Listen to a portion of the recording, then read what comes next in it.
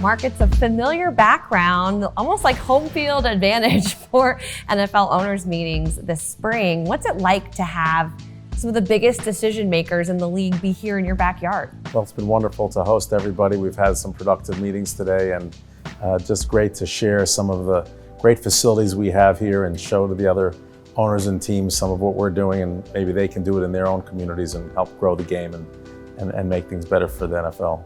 You sat down and you looked over your shoulder. You said, wow, it looks really good from up here. When you take a look at the facilities that you guys have been able to procure here, what do you think? What do you think about? Well, a lot of pride, a lot of reaffirmation of what a great team and staff we have, and the fact that now we're all under one roof.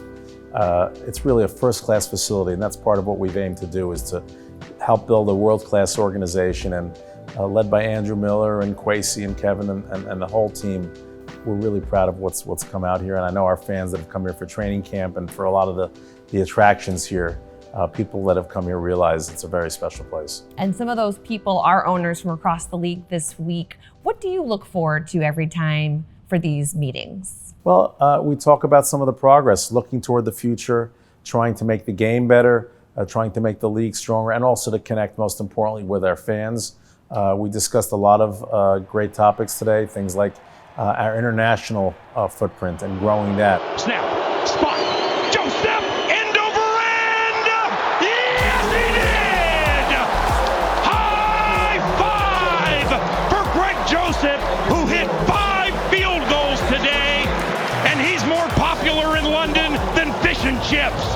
The Vikings have been over there 3 times, and just to grow that piece. Social justice, of course, just a little over 3 years ago, the George Floyd murder and the ramifications of that, and the league weighing in, and our diversity committee that has had some great recommendations on giving back in the social justice realm. Diversity and hiring practices, we need to do more in that realm, and we have an accelerator program that we're hosting here as well as part of the league meetings. Yeah, the league meetings are always really busy, but some teams are making time to take some tours around Twin Cities Orthopedics Performance Center.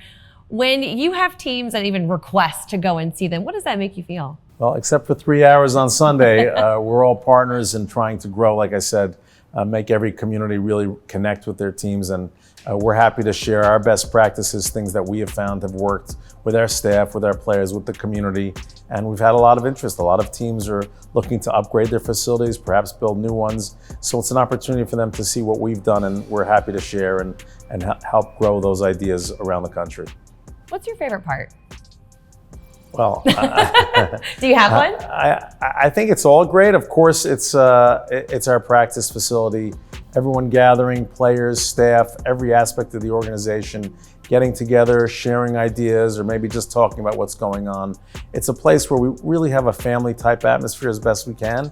And that really is shown here in TCO Performance Center. Well, it was also shown when the players themselves, the NFLPA voted the Vikings. They have an A+ report card, first in the league in several categories such as strength coaches, training room, training staff, locker room. I mean, the list goes on. What part of that are you most proud of? Well, it's hard to really single out any one. I would just say overall, like I have said, we're proud that we're building a world-class and first-class organization. It's something we as stewards of this organization aim to do. And like I said, it's a reaffirmation of the great staff we have and implementing that through this facility. And so all the aspects are working on all cylinders, and that's a real testament to not just our business side, but our coaches, our GM, everybody in the organization leading and working hard to make it happen.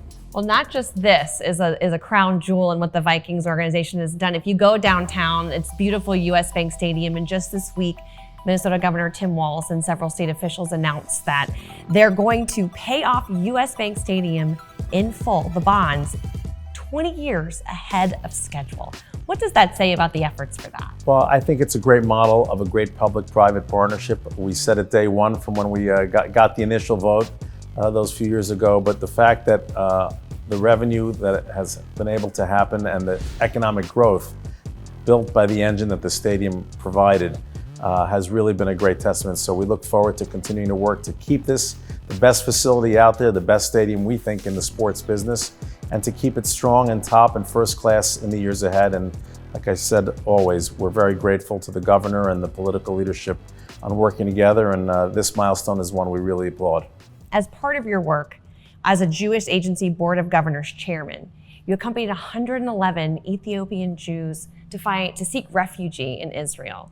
That must have been a really impactful moment for you. What was that like? It's very powerful. You know, myself and our family were products of Holocaust survivors, my parents and grandparents. So as children of immigrants and refugees, we understand there's a humanitarian hardship in many places. And these families have been sometimes separated for decades. So they have family in Israel, and being able to bring these 111 along as part of thousands, over 100,000 have been brought to Israel from Ethiopia over the years. And so reuniting families, giving people hope out of misery is something I'm proud and privileged to be a part of, as is my family. It's really amazing work that you do in the off season. And now as we look forward to the 2023 season, it's kind of funny to think, like a year ago, we weren't even sure what to expect, right? You go in, we get a new GM, there's a new head coach, and a 13-win season, an NFC North championship.